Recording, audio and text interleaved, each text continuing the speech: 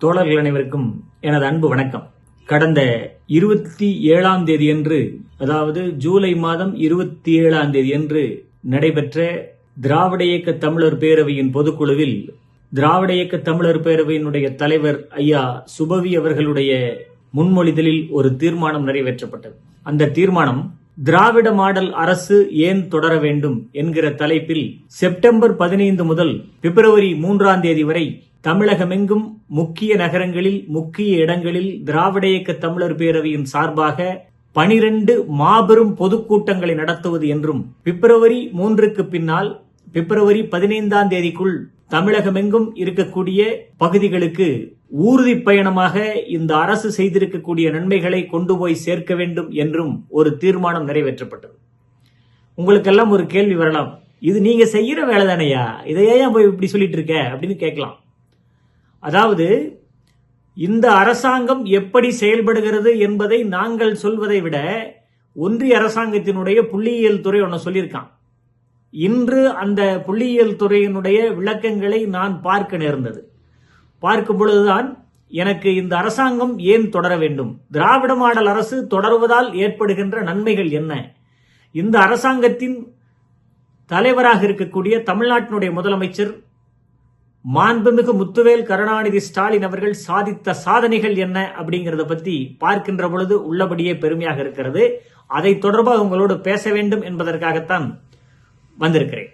நண்பர்களே, திராவிட மாடல் அரசு ஏன் தொடர வேண்டும் என்கின்ற கேள்வி வருகின்ற பொழுதுதான் என்னுடைய தேடல் கூடுகிறது. ஒன்றிய அரசினுடைய புள்ளியியல் துறை இன்று வெளியிட்டிருக்கக்கூடிய நாட்டில் இருக்கக்கூடிய மாநிலங்களினுடைய வளர்ச்சி விகிதம், பொருளாதார வளர்ச்சி விகிதம், இந்தியாவில் இருக்கக்கூடிய அனைத்து மாநிலங்களும் 10 விழுக்காட்டுக்கு கீழே இருக்கின்ற பொழுது தமிழ்நாடு மட்டும் 11.9 விழுக்காடு வளர்ச்சியை எட்டியிருக்கிறது என்று சொல்லி பெருமையோடு நாங்க சொல்றது ஒன்றிய மோடி அரசினுடைய புள்ளியியல் துறை. கூட்டத்தில் பேசும்போது தமிழ்நாடு அப்படி போயிருச்சு, தமிழ்நாடு இப்படி போயிருச்சு, தமிழ்நாடு வளர்ச்சியே இல்ல, டபுள் என்ஜின் சர்க்காராக எங்களுடைய அரசாங்கம் மத்தியிலும் மாநிலத்திலும் வருகின்ற பொழுது மிகப்பெரிய வளர்ச்சியை கொடுப்போம் அப்படின்னு சொல்லி பொதுக்கூட்டத்தில் பேசுறது இல்லைங்க. இது பொதுக்கூட்டத்தில் பேசுறது இல்லைங்க. இது எப்படின்னு சொன்னா, மக்களுக்கான வளர்ச்சியை மக்களோடு நின்று மக்களுக்கான பணிகளை கூடுதலாக எடுத்து செய்வதன் மூலமாக கொடுத்திருக்கக்கூடிய வளர்ச்சிங்க.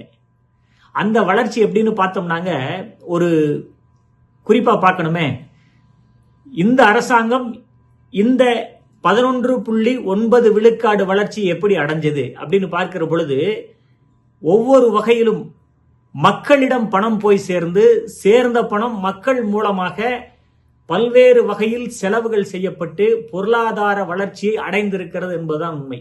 குறிப்பா சொல்லணும்னா, இந்த மக்களுக்கு மகளிர் உதவித்தொகையாக மாதம் ரூபாய் 1000 வழங்குகிறார் தமிழ்நாட்டினுடைய முதலமைச்சர் என்று சொன்னால், அந்த பணத்தை பல்வேறு வகையிலும் உள்ளூரிலேயே செலவு செய்கிற பணம் உள்ளூரிலேயே வளர்ச்சிக்கு வித்திடுகின்ற வகையிலே செலவாகிற காரணத்தால், அது மட்டும் இல்லாம பெண்களுக்கு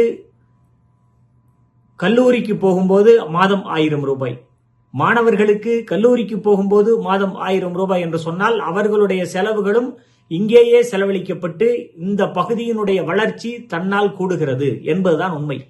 எல்லா வகையிலும் மக்களுக்கு ஆதரவாக இருக்கக்கூடிய அரசு அண்ணன் தளபதி அவர்களுடைய அரசு.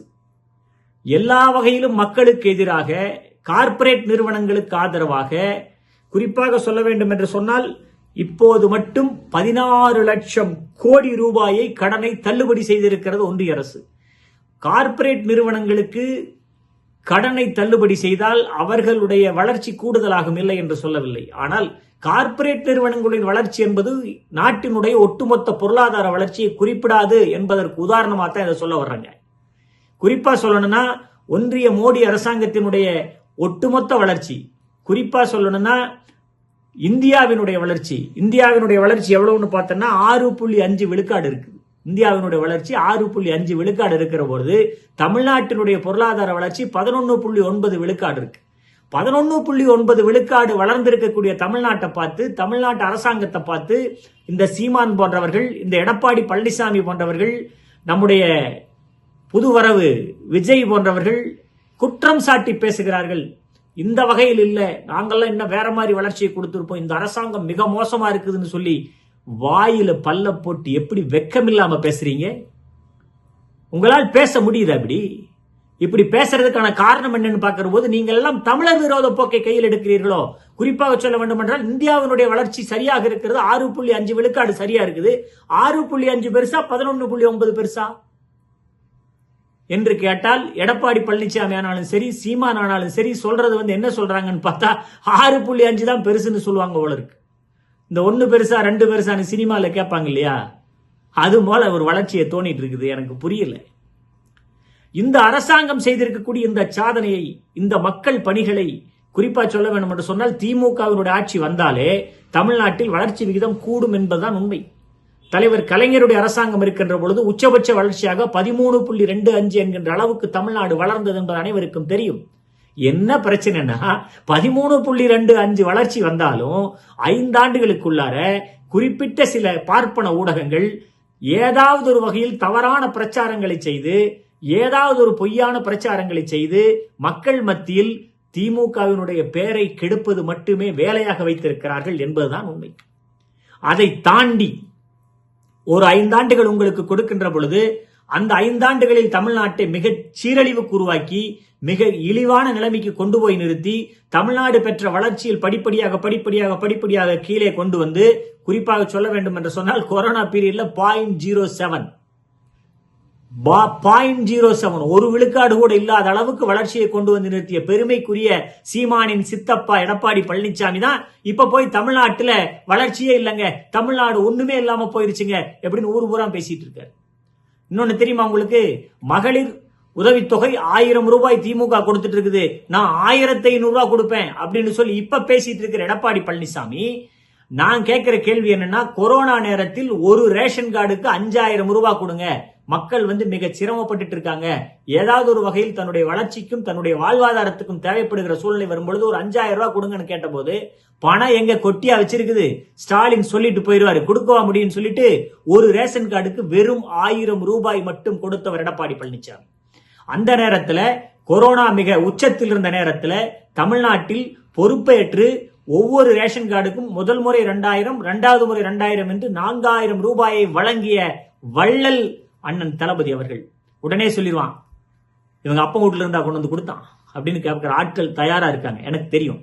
நான் கேட்கிற கேள்வி என்னன்னா, எடப்பாடி பழனிசாமி அவங்க அப்பா வீட்டுல இருந்தா கொண்டு வந்து கொடுத்தாருன்னு கேட்கறதுக்கு எங்களுக்கு நேரம் ஆகாது. ஆனா இந்த மாதிரி கேள்வி கேட்கறதுக்கு நாங்கள் யாரும் முட்டாள்கள் இல்லை, எங்களுக்கு இது போன்ற கேள்விகள் பழக்கம் இல்லை. தமிழ்நாட்டு அரசினுடைய பணத்தை, தமிழ்நாட்டு அரசுடைய பணத்தினுடைய வருமானத்தை தமிழ்நாட்டில் எப்படி செலவு செய்வது, தமிழ்நாட்டில் எந்த வகையிலெல்லாம் அதை செலவு செய்து எந்த வகையிலெல்லாம் மக்களுக்கு வளர்ச்சியை கொடுப்பது என்கின்ற எண்ணத்தோடு இருக்கிற காரணத்தால் தான் இந்த தமிழ்நாட்டினுடைய வளர்ச்சி மிக உயர்ந்த இடத்திற்கு போய்கொண்டிருக்கிறது. போய்கொண்டிருக்கிற வளர்ச்சியை பொறுக்க முடியாத சிலர் எதை வேணுமானாலும் பேசிக் கொண்டிருக்கலாம். ஆனால் தமிழ்நாட்டு மக்கள் இதனால் இவன் முடிக்கும் என்றாய்ந்து அதனை அவன்கண் விடல் என்கின்ற வள்ளுவனின் வாய்மொழியை ஏற்றுக்கொண்டு அண்ணன் தளபதியுடைய அரசாங்கம் தமிழகத்தில் வந்த காரணத்தினாலதான் தமிழ்நாட்டில் ஸ்டாலினுக்கு கட்டஞ்சேரி இல்ல, இந்த பதவிக்கு அவர் வர முடியாது என்று சொன்ன எச் ராஜா போன்றவர்கள் தான் அவர்களுடைய வாயிலேயே Stalin is more dangerous than Kalaignar என்று சொல்ல வைத்த பெருமைக்குரியவர் நம்முடைய தமிழ்நாட்டினுடைய தலைவர், தமிழ்நாட்டினுடைய முதலமைச்சர், திராவிட முன்னேற்ற கழகத்தினுடைய தலைவர், எதிர்கால தமிழகத்தை வழிநடத்துகின்ற வல்லமையை தொடர்ந்து பெற்றிருக்கக்கூடியவர், மீண்டும் 2026 தமிழ்நாட்டு மக்களால் உட்கார வைக்கக்கூடிய ஆற்றல் படைத்திருக்கக்கூடியவர், மக்களுக்காகவே பணியாற்றி கொண்டிருக்கக்கூடிய மாண்புமிகு அண்ணன் தளபதி ஆட்சி தமிழ்நாட்டில் மீண்டும் வர வேண்டும் என்று திராவிட இயக்க தமிழர் பேரவையின் தீர்மானம் சரிதான் என்பதை நிரூபிக்கின்ற வகையில் ஒன்றிய மோடி அரசு கொடுத்திருக்கக்கூடிய பொருளாதார வளர்ச்சி விகிதம் தமிழ்நாட்டில் மட்டும்தான் இந்தியாவிலேயே 10 விழுக்காட்டுக்கு அதிகமாக, அதாவது இரட்டை இலக்க விழுக்காடுகளை பெற்றிருக்கக்கூடியது இந்தியாவிலேயே தமிழ்நாடு மட்டும்தான் என்கின்ற வளர்ச்சி மிகு முதலமைச்சராக, இந்தியாவின் தலை சிறந்த முதலமைச்சராக நம்முடைய முத்துவேல் கருணாநிதி ஸ்டாலின் அவர்கள் திகழ்கிறார். அவருக்கும் அவருடைய அமைச்சரவைக்கும் அவருடைய நிர்வாகத்துக்கும் திராவிட இயக்க தமிழர் பேரவையின் சார்பாக வாழ்த்துக்களை தெரிவித்துக் கொள்கிறோம். தொடரட்டும் நல்லரசு, வல்லரசு. வணக்கம்.